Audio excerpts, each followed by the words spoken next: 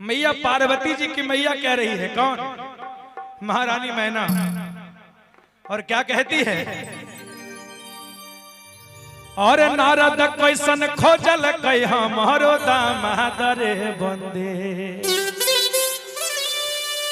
है ना? आप लोग सुने होंगे इस गीत को यूट्यूब चैनल के माध्यम से हमारी आवाज में।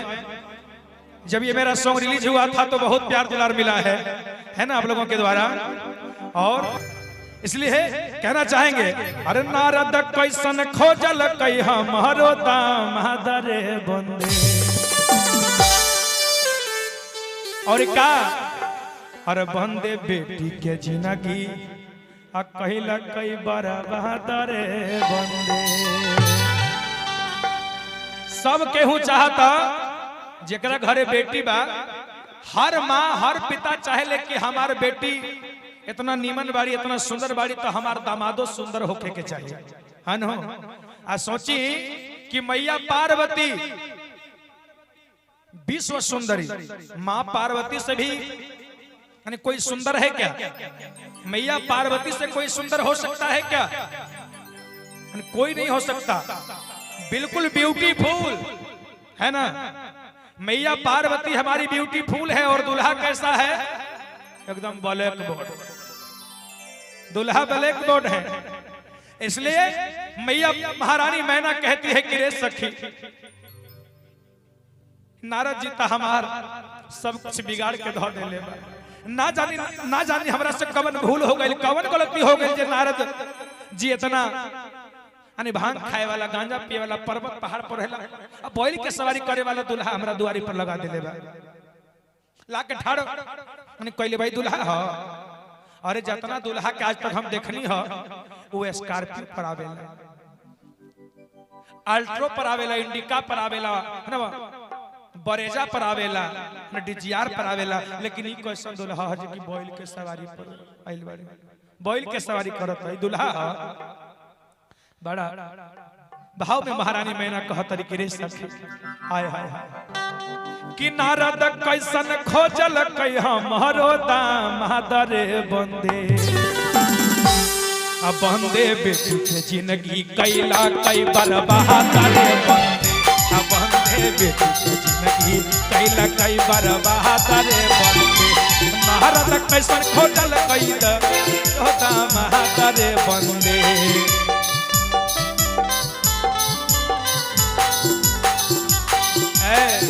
कि लड़का नारद बतैल कई देवो में महादेव रे बंदे। लड़का अब बंदे जिंदगी कैला कई बर्बाद रे बंदे। अब बंदे जिंदगी कैला कई बर्बाद रे बंदे।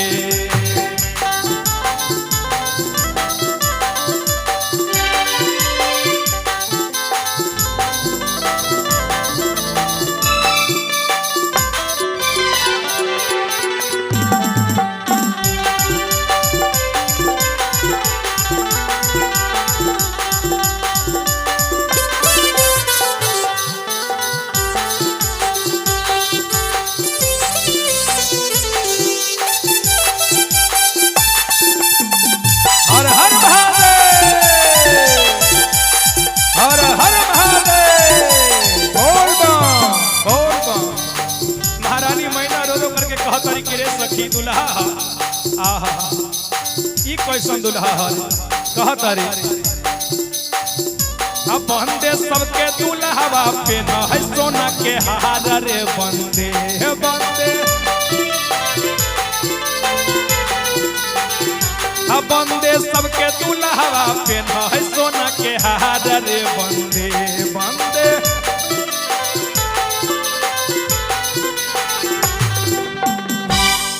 दूल्हा हो आज तक जितना दूल्हा देखनी हो सब सोना के हार पहनेले, आ जकरा ना जुटेला चांदिये के हार पहनेला, लेकिन पहनेला। लेकिन कैसन दूल्हा हो रे? कहत रे कि देवो में महादेव हो, इहे देवो में महादेव बा। और बंदे सब कर दूल्हा पहन सोना के हार रे बंदे। लेकिन अब बंदे बंदे बंदे भोला पे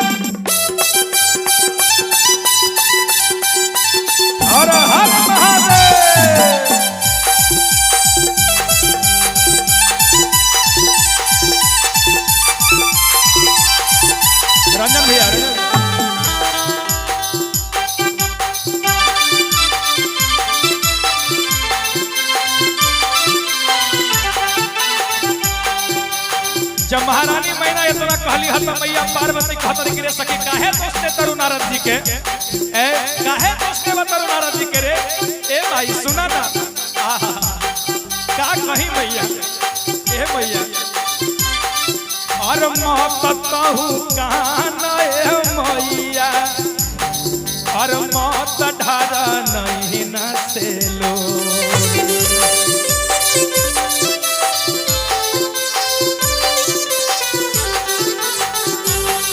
और मत तू कान रे मैया मत धरे नहीं न से लो ए कैसे के भूलई बई रे मैया अरे कैसे के हम रहबई रे मैया भोला है हमारो से गो कैसे के भूलई बई रे मैया भोला है हमारो से गो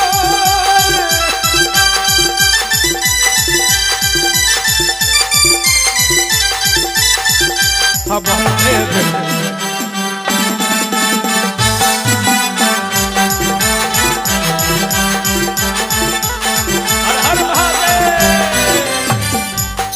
लेकिन मैया पार्वती कहतरी की महारानी मैना कहतरी की रे बेटी तोहरो मति बिगड़ गई अरे दुल्हा हो अब बंदे सबके दुल्हा चढ़े बेलो रो कहार रे बंदे बंदे सबके दुल्हा चढ़े बेलो रो कहार रे बंदे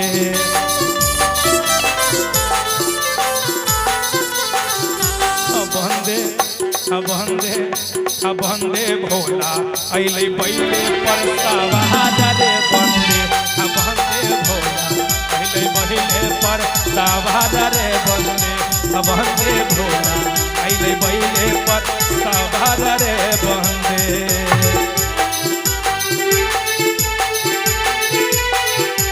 हर हर महादेव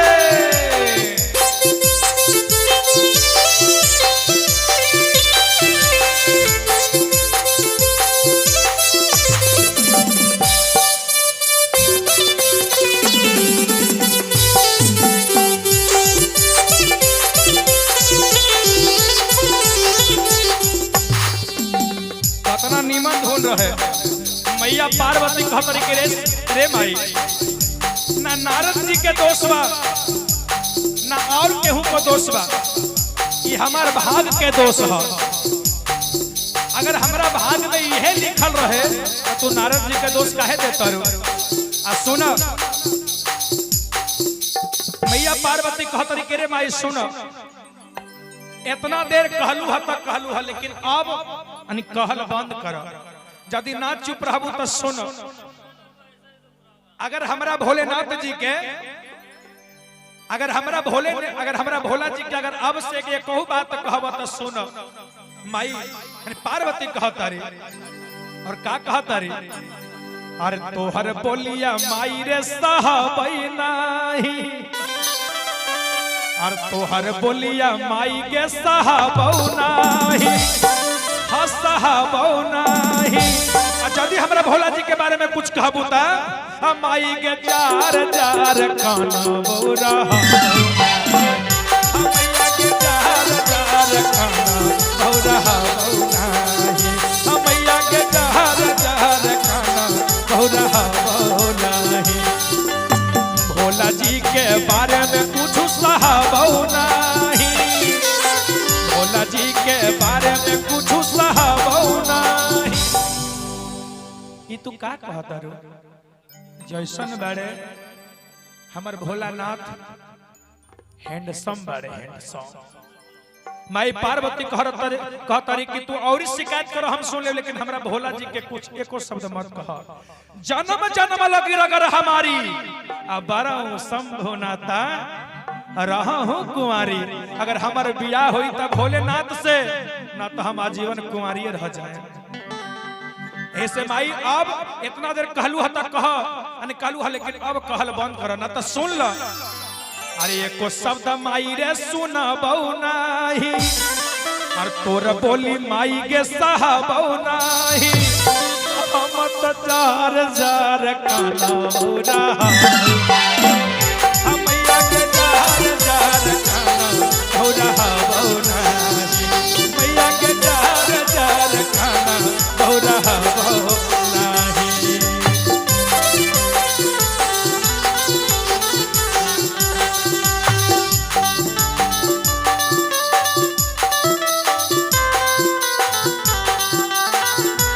हर हर महादेव।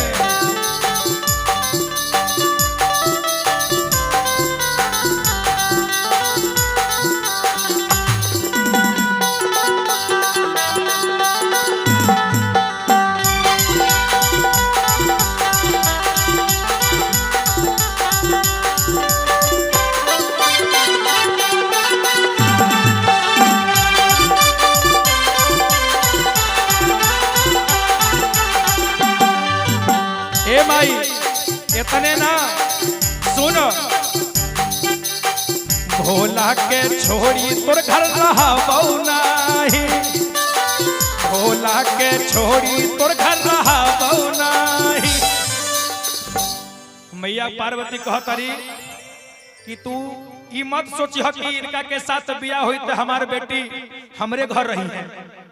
अरे ये देखे में भले लगत रे ऐसा लेकिन देवो में महादेव हम जानत नहीं इनका घर कुछ और हमरा के कुछ दुख ना होई कुछ चीज के कमी ना होई अगर कुछ कमियों होई तो हम सह ले हम तहरा घरे ना आए। सुनम आई अरे भोला छोड़ी तोरा घरे रहा बहु नाही रहा बहु नाही।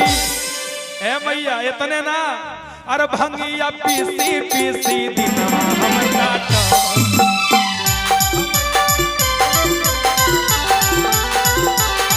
मैया के जार जार काना हो रहा बहु नाही।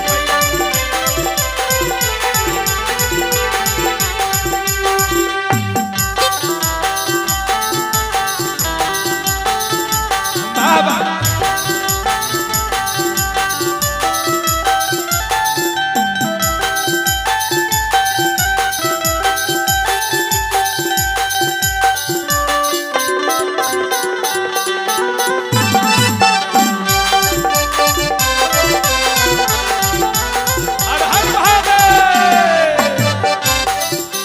माई पार्वती कहतरी कि और सुना माई इतने ना अरे भंगिया पी सब अरे भंगिया पीसी के दिनवा काटी रहा बई माई आगे रहा बई माई। हम भांग पीस ले पर्वत पहाड़ पर रहले लेकिन वो हमरा मंजूर बा लेकिन हमरा भोलेनाथ जी के बारे में केहू एक शब्द कहे वो हमरा के मंजूर नहीं खे काहे। अरे भोला दिलदार मिलल है और मान है मोर बतिया रे माई। अरे भोला दिलदार मिलल है और मान है मोर बतिया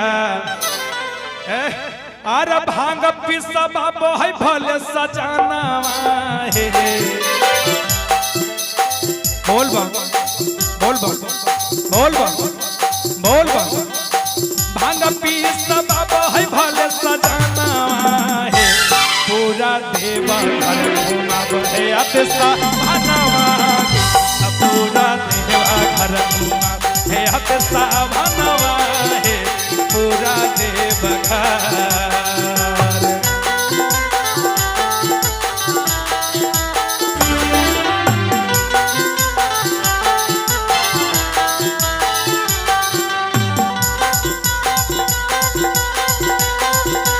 हर हर महादेव। बोल दो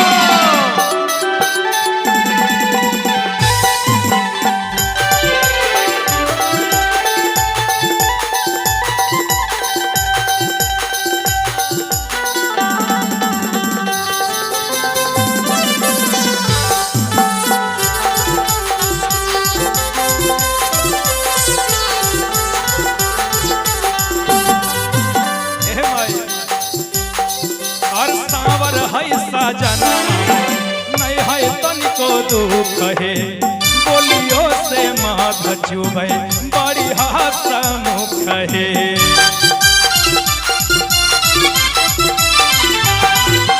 सावर है सजना हमर नहीं है तनिको दुख है बोलियो से माध चुबे बड़ी हसमुख है करही पियावा पर गुमानवा है करही पियावा पर गुमानवा कहतरी हमरा भोलेनाथ पर गुमान।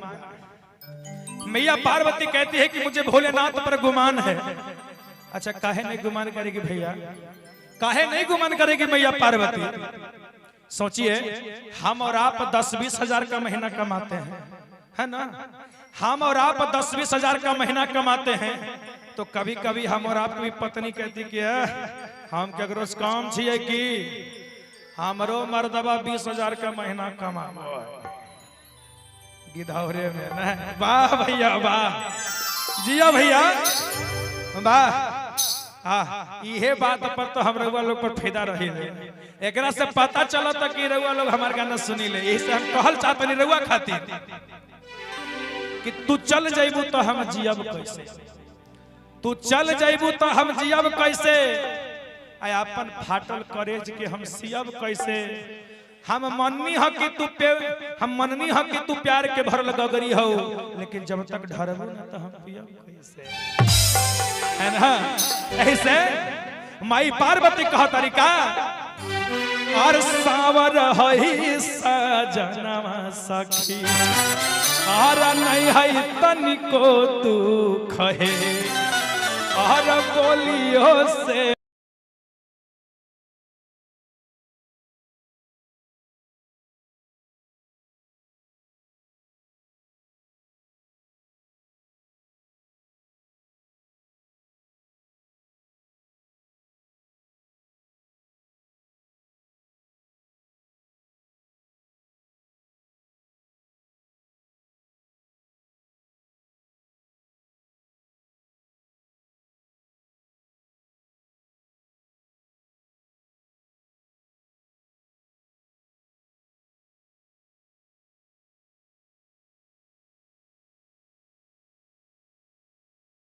माधा चुबे बड़ी हसमुख है।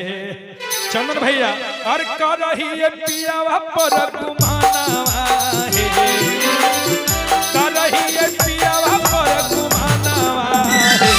पूरा देवा घर घुमाब है अब सावनवा, पूरा देवा घर घुमाब है अब सावनवा, पूरा देवा घर घुमाब है अब सावनवा है, पूरा देवा घर घुमाब है अब सावनवा है, पूरा देवा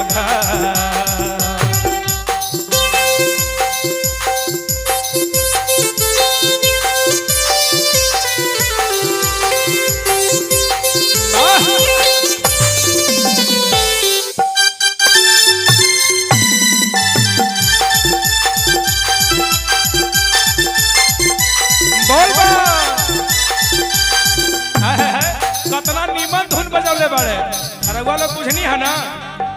तनी एक बार फिर से रंजन भैया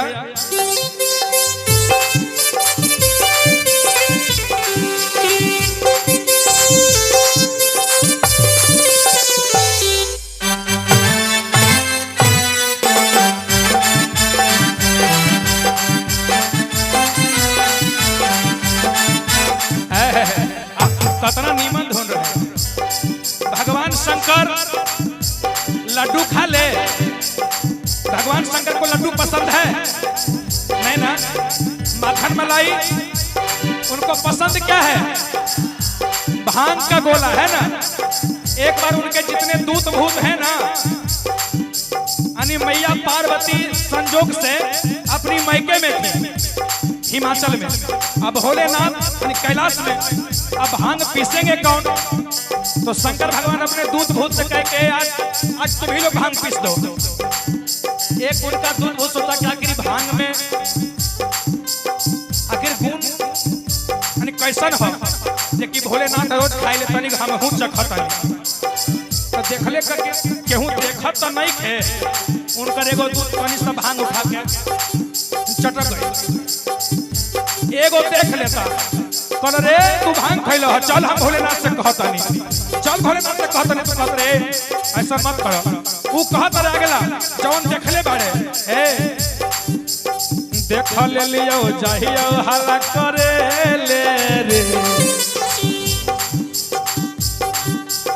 देख ले लियो जाहियो हल्ला करे ले रे भैया उनकर दूत भूत कहत रे कि देख ले लियो जाहियो हल्ला करे ले रे तू भांग खाता रह हम जातो नहीं भोलेनाथ से कहे खातिर देख ले लियो जाहियो हल्ला करे ले रे त जे खैले बाड़ू कहत रे के यार चुप रह केहू के मत कह अरे हम तनिगो चखनी तनिगो तू चखला सुनो लेकिन हल्ला मत कर त भारी बदनामी हो जाई यार चुप चुप चुप तू ले ले यार चुप चुप चुप तू ले ले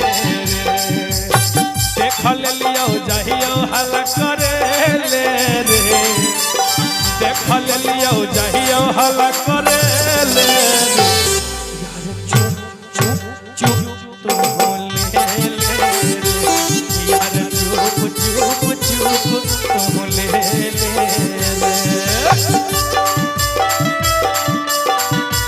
हर हर महादेव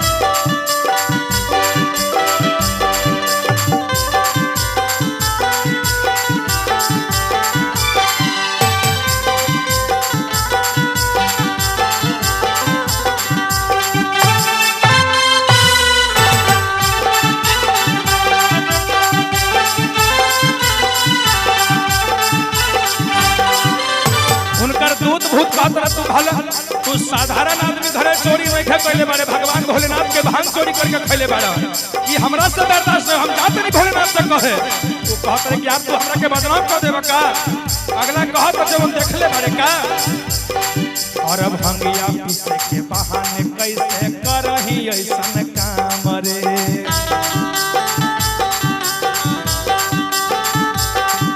और भंगिया पीसे बहाने काहे करही ऐसन काम रे तो कहत जब खैले बारे के यार चुप ना तू नहीं खा मनबा अरे हाला मत करे नहीं तो होई जइबै बदनाम रे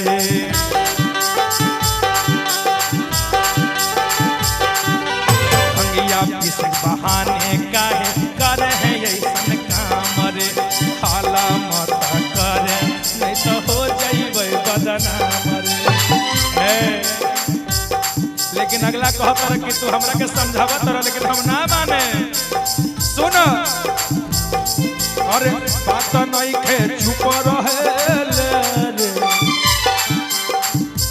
लेबो नहीं हमें फीस चुप रहे अच्छा एगो से ना दू को ले लो हम अधिक न खैले बनी तू दू को ले लो लेकिन चुप रह चुप चुप चुप तू ले ले यार चुप चुप चुप तू ले ले यार चुप चुप चुप तू ले ले हर हर महादेव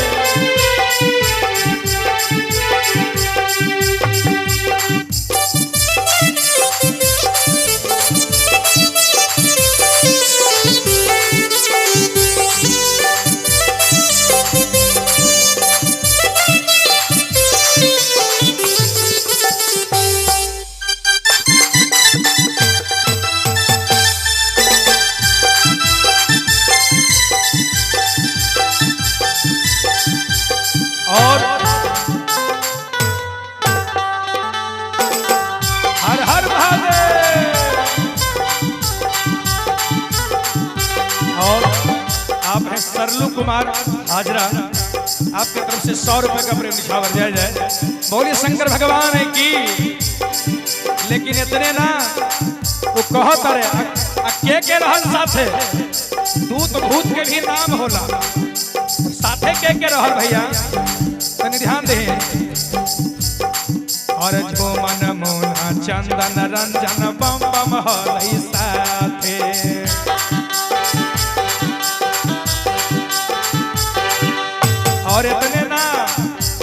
देखे वाला के रहल अरे बालक नीतीश चंदू संतोष देख हलई पाछे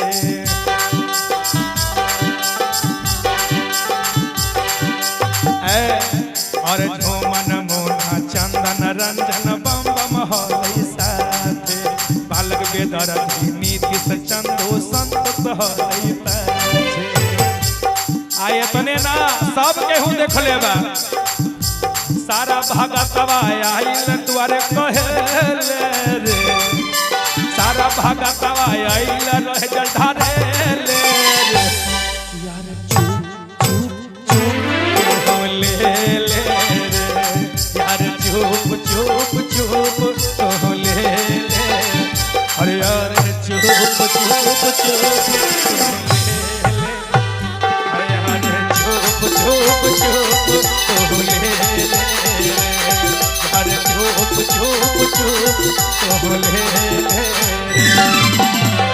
हर हर महादेव।